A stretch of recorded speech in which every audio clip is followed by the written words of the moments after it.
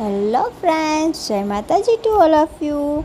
આજે હું આવી ગઈ છું ભદ્રેશ્વર, કે જ્યાં કને વિરાજમાન છે રોકડિયા હનુમાનજી મહારાજ. તો આપણે તેમના દર્શન કરીએ અને આપણે જોઈએ કે આ જગ્યા કેવી છે.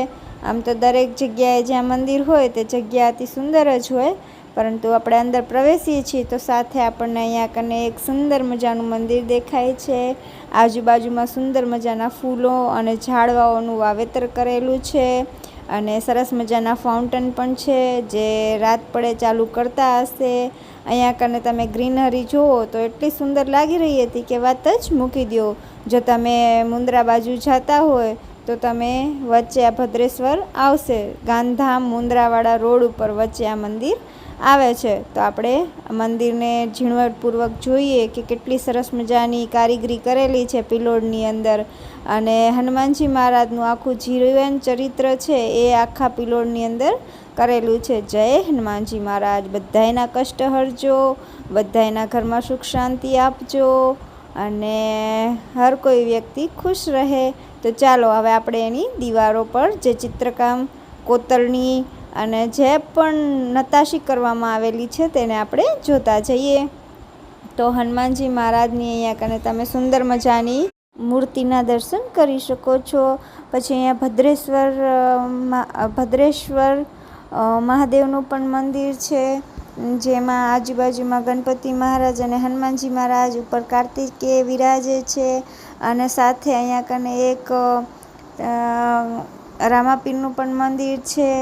અને હનુમાનજી મહારાજના બાળપણથી લઈ અને જ્યાં સુધી તે જીવે છે ત્યાં સુધીનું આખું અહીંયા કને જીવન ચરિત્ર કોતરણી કરવામાં આવેલી છે દીવારો ઉપર. તો એ સુંદર લાગી રહ્યું હતું. રામાયણની અંદર જે બધા પ્રસંગો આપણે જોયા છે એ જ બધા પ્રસંગો તમને અહીંયા દિવાલ પર પણ જોવા મળશે. તો આ બધું જોવામાં તો અતિ સુંદર લાગે છે, પણ જે લોકોએ બનાવ્યું હશે એમને ખૂબ મહેનત લાગી હશે. અને કહેવાય છે કે ધજા છે એ ભગવાનનું હાર્ટ છે. જો તમે એના પણ દર્શન કરો છો તો ભગવાન તમારા દર્શનને સ્વીકારે છે. તો જો આ પિલોડની અંદર જે સુંદર મજાની શિલ્પકારી કરેલી હતી, જે ઘુમ્મટની અંદર શિલ્પકારી કરેલી હતી, એ મને તો ખૂબ જ ગમી છે.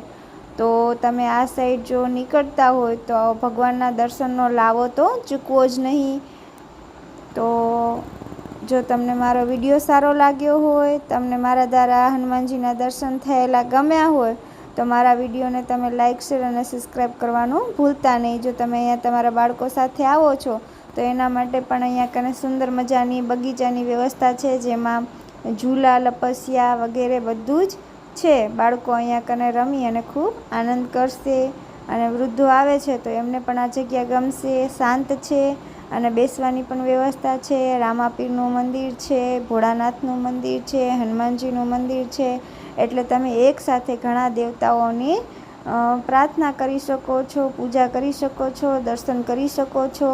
તો આવો લાવો તો કોઈએ ચૂકવો જ ના જોઈએ. જો તમે આ જગ્યાએથી નીકળો છો તો તમે આ જગ્યાની મુલાકાત અચૂકથી લેજો. અને જો તમે અહીંયા દર્શન કરી લીધા હોય, તમે આ જગ્યાએ એક વખત જઈ આવ્યા હોય તો મને કોમેન્ટ સેક્શનમાં જણાવજો કે અમે આ જગ્યા જોયેલી છે. હું તો આ જગ્યાએ ફર્સ્ટ ટાઈમ ગઈ હતી અને મને ખૂબ જ ગમી છે. ત્યાંનું વાતાવરણ મને ખૂબ જ ગમ્યું છે. ફાઉન્ટેન હતા, અલગ અલગ વૃક્ષો વાવેલા હતા, સુંદર મજાના ઝાડવા હતા. Bye bye to all.